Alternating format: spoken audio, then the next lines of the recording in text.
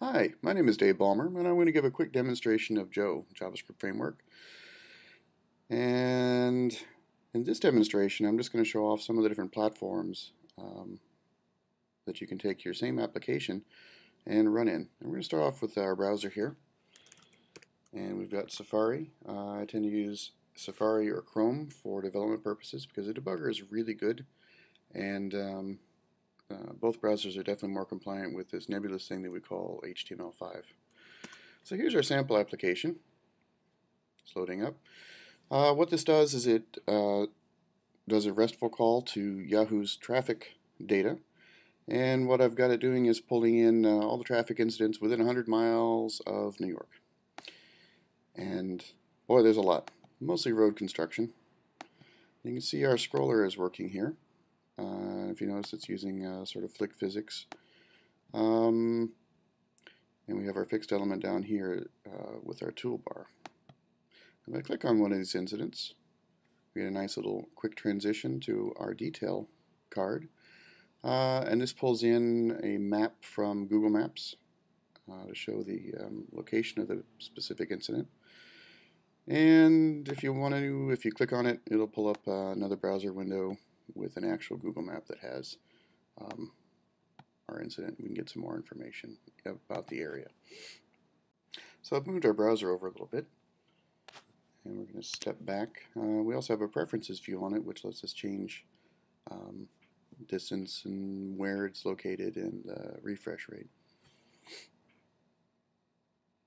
So the same application, I have it loaded up in our WebOS emulator. And we'll just pull that up. And first thing you notice is it looks pretty much the same. It has a few other WebOS niceties, like we have this alert down here, which is a pretty standard notification for loading data in WebOS applications. And you notice our flick scrolling looks pretty good. You'll also notice that we have no back button on WebOS, because WebOS has a back gesture on the device, which users are accustomed to using. This back button removal is nothing in our JavaScript. What this is something specific in the CSS for this particular mobile app. The idea here is that your JavaScript should remain identical, at least for your application. And other than a few CSS tweaks here and there, your difference between platforms should be pretty minimal. So that's WebOS. The plot thickens. Here we have our friend, the iPhone emulator. And we'll just swap these around real quick. There we go. Not going to be too surprising. We're going to pull up the same app. Again, this is the same JavaScript. It's running like WebOS. We're using PhoneGap underneath. PhoneGap is sort of a low-level framework, mostly to help us set up native apps, in the case especially for iPhone and Android. But it'll also take care of things like pulling up with other applications, dialing phones, and all that sort of good stuff. PhoneGap is a really excellent framework, and Joe works very well with it. Same sort of thing, no big surprise here. We've sort of already seen this. It pretty much does everything that we've already seen both in the browser and WebOS, which is kind of the point of this. We're going to rotate our device. And you notice that Joe handles resizing and orientation changes nicely. Do the same thing in WebOS, although it's not quite as dramatic because it doesn't actually tilt the window, it just tilts the contents. But you can see we're getting the same effect over here. And then back in our browser, we can always sort of resize this. Now you'll see some black around this map image because we're sort of cheating and getting more of a mobile-sized image. Definitely, if we're going to make a tablet version of this app, we'd be fetching larger maps and probably making a few other changes to the UI just to make better use of the real estate. All right. Okay, back to our iPhone. Okay, moving on. Here we have our Android emulator. I've learned from personal experience that running all of these platforms at once on the same machine while doing a screen recording tends to overwhelm the computer a bit. So we have Eclipse running here, which tells us that our app is here and ready to use. So let's go check it out. Ah, there it is. And you'll notice a little bit of lag on the scroll. It's better on the device, although still a little slower than I'd like to see. Joe works very well in 2.1, even better in 2.2. It works okay in 1.6, and 1.5 definitely would be, I think, a lot of technical issues trying to get that to work, mostly because Google's WebKit that they're using in 1.5 has some fairly serious bugs and limitations. But again, here we are in our Android emulator. Pulling up our detail view. Not a lot of text on this particular view. Our refresh button works pretty much like we'd expect.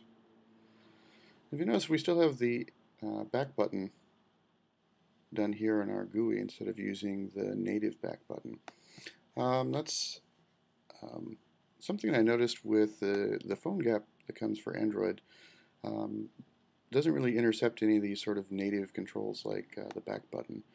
There is another, I guess, version of that product out called Droid Gap, which I have not experimented with, but does look promising because it lets you capture at least the back events, which is pretty important. So next we're going to do something a little bit fun. Here we have the, it says the iPhone simulator, but we actually have the device setting for iPad. And we're going to run Mobile Safari.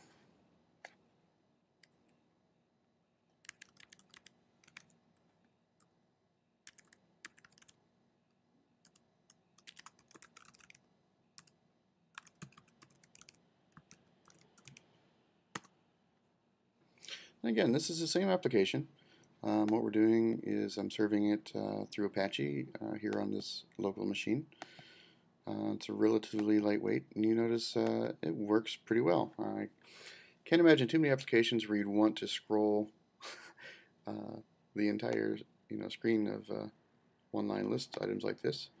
But nonetheless, definitely sort of a proof of concept that your Joe apps that you write for mobile devices can also work in the mobile device's browser itself. Now it works.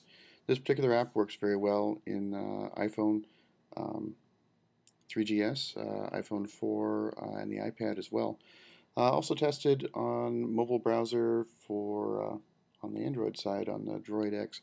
It pulls up pretty well. It definitely doesn't work as well as the iPad here. And WebOS, although the WebOS application side works very well with Joe, the WebOS browser has a few issues, which make it not quite so nice, unfortunately. But here we go.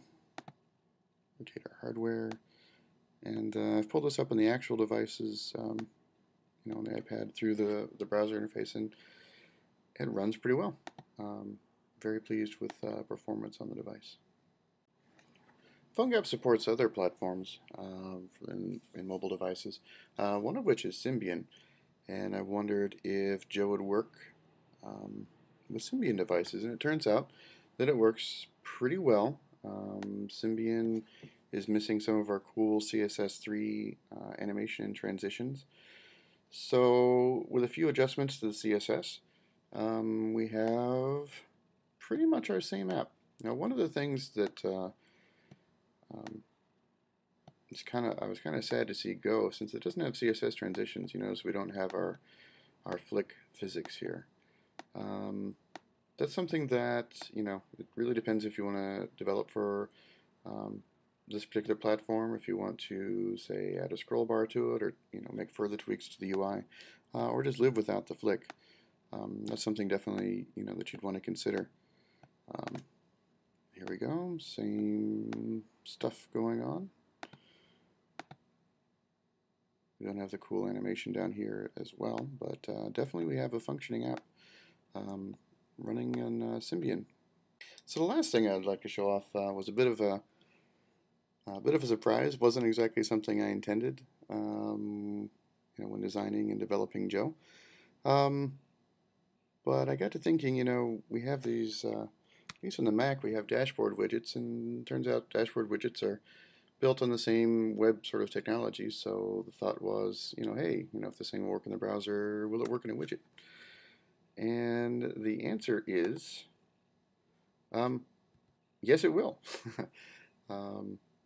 Very little tweaking necessary to turn this into a widget. I spent about, I want to say about 45 minutes. We'll want to keep this.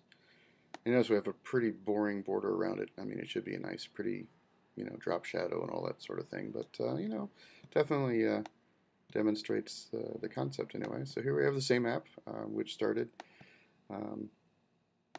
in Safari. It's our favorite text editor. JavaScripting around, doing a little debugging, playing with some CSS. Although most of the CSS in this app is the CSS that comes bundled with Joe. And we have it working so far as a mobile browser app on Android, iOS, and WebOS. Working on our desktop browsers, Safari and Chrome. And it does work to some extent on Mozilla, but I'm really waiting for a new version of Firefox to do a better job with that.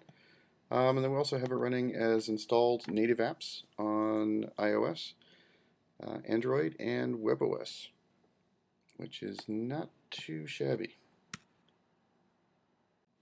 Thank you for watching this demonstration of Joe, new JavaScript framework. I hope showing off some of the different platforms that it's up and running on today gets you excited and interested. Definitely looking for more participants. This is an open source project. Please check out the website and hop on GitHub and jump in. Thanks.